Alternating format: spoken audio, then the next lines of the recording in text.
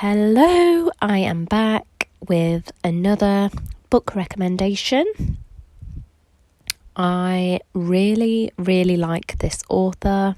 I know I say this about every single person that I talk about on here, but this one, it's really hard to choose a favourite, isn't it? But Robert A. Russell has to be up there, simply because his stuff is very detailed and it's very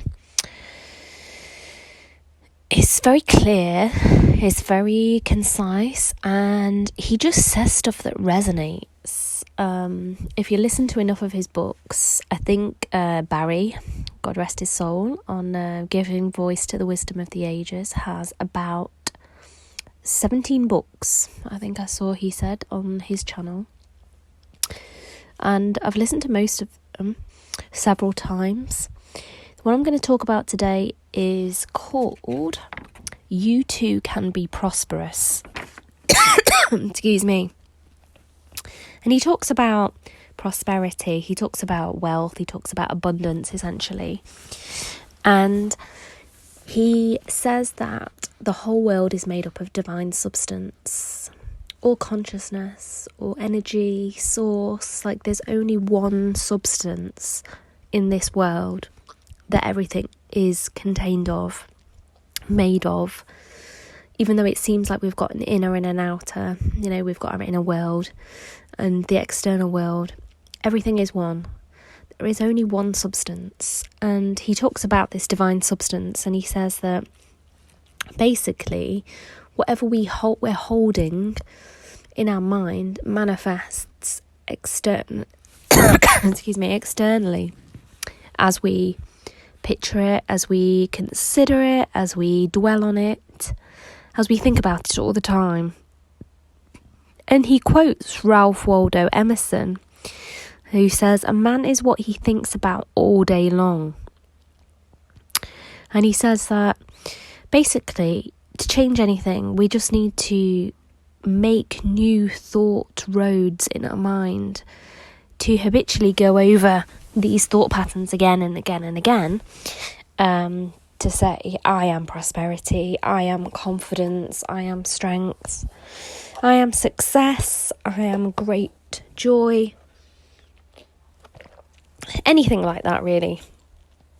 And it's a very long book. It's nearly 3 hours long. I think it could be 3 hours long. And he talks a lot about this substance, and he actually makes about 20 different points on the concept of this substance, which I have decided to focus on for this video. Excuse me. And I'm going to paraphrase because some of what he says is quite detailed, but just to go through them, I think you might find them very helpful. I certainly did. Number 1, everything is made from the one universal substance. Number 2, he says this universal substance is intelligent. So everything that we're living in, this state of consciousness, it's a living, thinking substance that's within us, that's all around us. It's an energy we can tap into. He says that this universal substance is activated through faith and through thought. So it's what we strongly believe and what we strongly feel. He says, thoughts impressed on this substance produce the form. Number 4, he says that universal substance is omnipresent, so it's everywhere. There is nowhere that this universal substance is not. It's like we're living in an ocean of source or substance, divine substance. Number 5, he says the universe is friendly to your needs. It wants you to have all this substance, so all of this potential, this energy, this sea of abundance that we live in. Excuse me. Number 6, he says prosperity comes from substance, not man. So to think about where our wealth, abundance actually comes from, it comes from this infinite source. It doesn't actually come from the physical acts that we do. It is all drawn from consciousness ultimately. That's the true source. And he said that we must think about opulent beauty and goodness. Number 7, he says your point of contact with substance is recognition. This is like a train of thought that I have come across again and again and again, and I mentioned it in pretty much every single book that I've done, book review that I've done, which is keeping that forefront and centre of the mind. The fact that we have this infinite riches within. He says that if you make no demands on it, it won't manifest in your life. So if you don't think about it at all, obviously you're not going to be able to tap into it. So number 8, he says, think of everything in terms of ownership. That if everything is all one, then theoretically we can have anything we want if we possess it in our consciousness. Number 9, he says, don't pray for more substance, but a larger capacity. And what he means by that is don't intend for more riches, but just a bigger capacity to have it, essentially. Number 10, act in the present. He says that everything resides in the present. So everything we can ever want is in the now. And when we tap into it in the now, we believe and we feel into a state of consciousness in the now. We can then tap into this divine substance. Number 11, have a well-defined mental picture. Again, this is what Neville and so many people talk about. The well-defined mental picture is important. Number 12, never look at the visible supply, look at the infinite riches in formless substance. Again, this is something that A Course in Miracles talks about quite a lot, which is the external is like a shadow. It's just a reflection of what's going on internally. So if we're just looking at what we have today in our life, or we're looking at our bank account, or we're just looking at what we have right here, right now, that's not the true reality. He says, focus your consciousness at the invisible riches in the formless substance. And he said the way that you can think about it, number 13, is like the substance as being wax and your thoughts are like dye. So imagine you're in a sea of wax and your thoughts are imprinting like dye, and it's creating the form, essentially.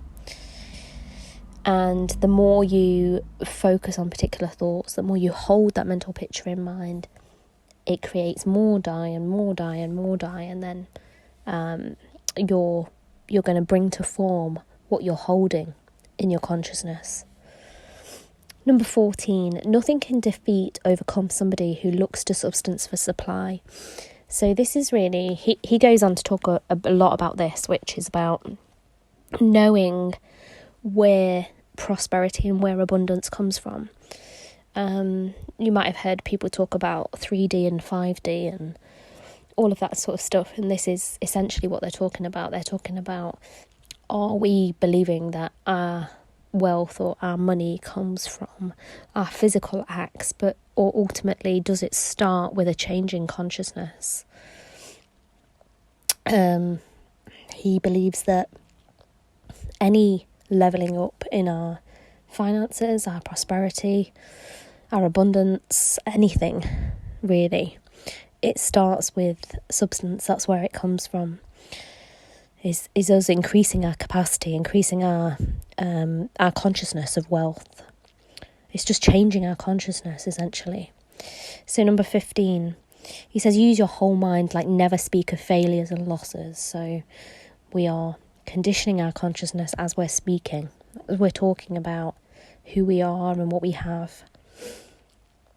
He said that if riches are secured by dishonesty and manipulation, this is number 16, they will be dissipated. And he goes on to say, number 17 and 18, he said there's no need to cheat or take advantage of others because we have a connection to our infinite substance, and there's no need for competition either. And he says that number 19, we need to get the substance from the creative plane, not the competitive plane, because the competitive plane presumes that there isn't enough to go around, whereas we actually live within this divine substance at all times. It's omnipresent, so there is no such thing really as lack. There's only a belief in lack, essentially. And number 20, he said God, or you can say divine intelligence or divine substance, wants this through you, wants to manifest your desires through you. So this comes through you. And there's a lot of interesting things he goes into. The next thing he talks about is a magic box. And he says, imagine if you had a magic box and you could have anything you wanted. He said, imagine if it could produce miracles in your life. What is this? How would you feel? You know, you wouldn't have worry, you wouldn't have doubts, you wouldn't have insecurities. And he says, well, what is this magic box? And he said, it's consciousness. And he says, life is a state of consciousness. And he says, write this on your heart and keep on repeating it to yourself, that life is a state of consciousness. And he says, just take a moment. This is what I like about Robert A. Russell. He says, think about something that you're worrying about now, or, you know, that is on your mind. Maybe you've got some fears and things like that. He said, what are you worrying about? Are you worrying about losing your job? Are you worrying about losing something or something going wrong? And he says, look to your consciousness. You are holding that thought in consciousness. He says, if thought is creative, you can simply imagine it to be a different way. And that's how we change things in our life, by knowing that life is a state of consciousness, and everything that's turning up for us is just really what we're holding in mind through our pictures, through our self-talk, through our strongly held feelings, through the things that we're telling ourselves.